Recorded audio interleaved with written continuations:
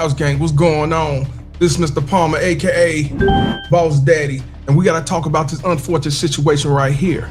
I want you to take a look right here at this pretty little girl, 11 years old, full of life, living her life as she should. Innocent, peaceful, doing cheerleading. But it was all taken away on the 15th of February, on a Sunday, by her mother. You can't make up. This young lady name was Addie Smith, 11-year-old little girl. And unfortunately, she's not here no more because of this piece of shit. This mother God, most best fit, Tania, 30-year-old, last name McGeehan. She decided to shoot her daughter, then herself. What? You can't make this up. And they're from Utah. A lot of folded regarding this situation. She did leave a suicide note, but they ain't put it out there to the public. And what's going on now, they saying that she dealt with a long, lengthy divorce case or court battle, custody, child support, all that. But you wanna know the killer part about this whole thing? You have women blaming everybody else except the killer. You can't make this up. You can't make it up. They blaming the father, they blaming the stepmom. Hell, they even blaming the other cheerleader moms because allegedly they got into it through text messages like that. And they was at the hotel in Sin City, Rio Hotel in Las Vegas, Nevada. And they went in their room and found them around 10:45 in the morning. They didn't find them yet, just thought about it. It was on a Sunday. They knocked on the door, police, and they didn't get a response, so they left. And then they came back later on. I think they found them around after 7 o'clock in the evening, unfortunately. But you have people blaming the father for fighting in court. I want y'all to see this video as they talk about the lengthy court battle where he was fighting for custody. He ended up having custody because she likes to abuse people in front of her child. But I want y'all to check this video out. Check this out. News 3 uncovering a years-long custody battle in Utah between McGeehan and her ex-husband that lasted years. Kristen Drummond joins us live tonight, and you had a chance to pour through the documents today. Kristen? I certainly did, Dana. Addie's parents filed for divorce back in 2015, and then over the years, they have had a number of disputes, from child support to even custody, and then even at one point, McGeehan's ability to parent was even questioned. I took these documents and went to a local family law attorney here in town to get his perspective on this case, and he tells me there are some concerns. Just this case was all across the board. A case with court records showing a nearly decade-long custody battle in Utah. Louis Schneider taking a look at the documents. The Las Vegas-based attorney did not represent either party, but says the paperwork reveals concerns. The lawyers kept changing, and that's never a good sign. As did the judge and the commissioner, a judicial officer who works under the district court judge to handle certain types of hearings. Too many cooks in the kitchen, I guess, if you pardon the expression. So, and that's troublesome to me, because you end up in front of a commissioner or a judge that you don't know who they are. They don't really know your case. A case with twists and turns. Tania McGeehan temporarily lost custody of Addie Smith in 2020. The court determining she acted in a way to alienate Addie from her father. Documents obtained by News 3 show she committed domestic abuse in the presence of the minor child. The court stating Addie's father demonstrated a better understanding of her physical and emotional needs. A year later, a temporary restraining order against Addie's father to not interfere with McGeehan's court-ordered parent time.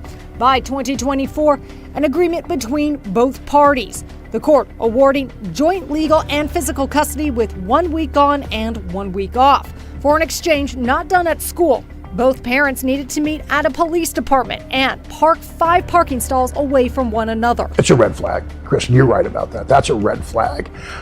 If you have to mandate 5 parking spaces, things are really having to be controlled here. A motive for the murder-suicide on Saturday in a Rio hotel room remains unknown, but Metro Police did find a note. The contents of it not shared publicly yet, but it may provide a better understanding to the why in this case. Whatever happened to that hotel, I don't know, but this case would not have been handled like this in Nevada. Now, it remains unknown if there were any tweaks to that custody agreement back in 2024 when Addie was brought here to Nevada over the weekend. But I have been told through sources it was her father who called police or called 911 asking for that initial welfare check. Dana? So, Cows Gang, I want you to understand this was a long, lengthy court case. Father had temporary sole custody. Mother's known to, I'm assuming, fight him in front of their daughter. And you have people blaming the father, blaming everybody except the mother. Now, in my opinion, any parent that kills their child is a piece of shit. And I always said this, you have a lot of these baby mama terrorists that hate the man or hate the father more than they love their children. This was a selfish act. Truthfully, what it is. But I want you to see a lot of the comments from these individuals trying to justify it. So I want y'all to look at the comments because people are trying to justify the this mother did, saying she's a victim at all this. Can't make this up. So there's so many articles talking about this situation, how all these women are justifying this. Most of them, I mean like 90% of them. Now I'm on the NFL Red Zone and they saying that a close friend of hers, Tania McGeehan, said that she was losing everything. And while the courts confirmed Brad Smith had filed an adjustment to Addie Smith custody just weeks before the fateful trip. So I want y'all to look at the comments. So check this out. This woman says, it sounds like he was terrible in speaking to her, drove her mad. I blame him as well. 2 sides to every story. So you blame him on why she shot and killed her own daughter. This woman says the court system failed her. Her parents failed her. Even extended family failed her.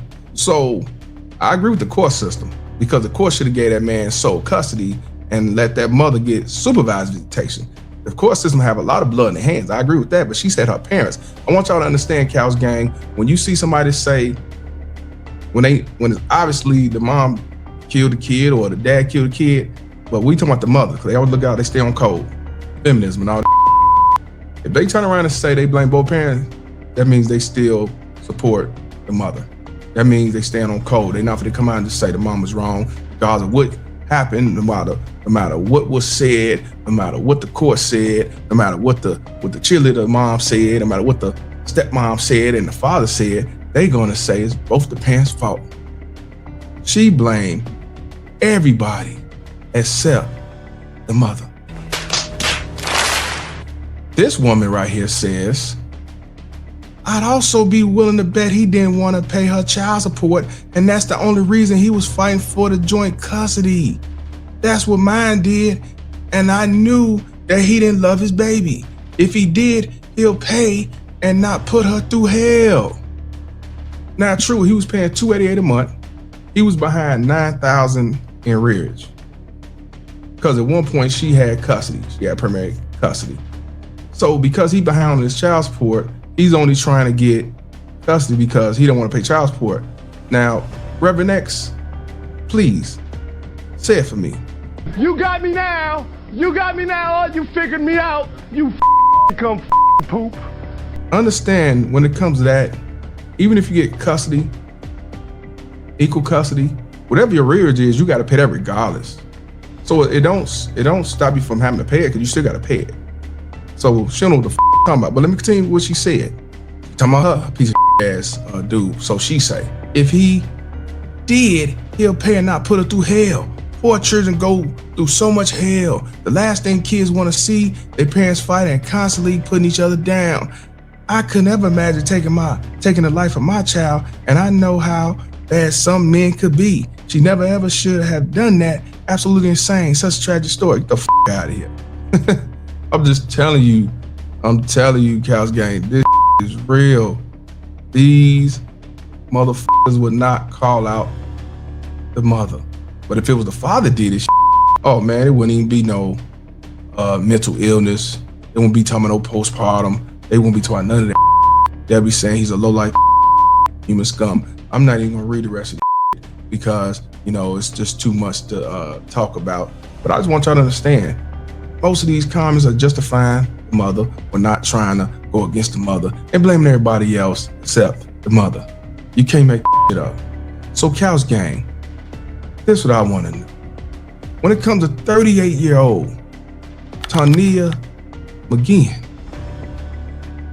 I got to know, she a victim or volunteer?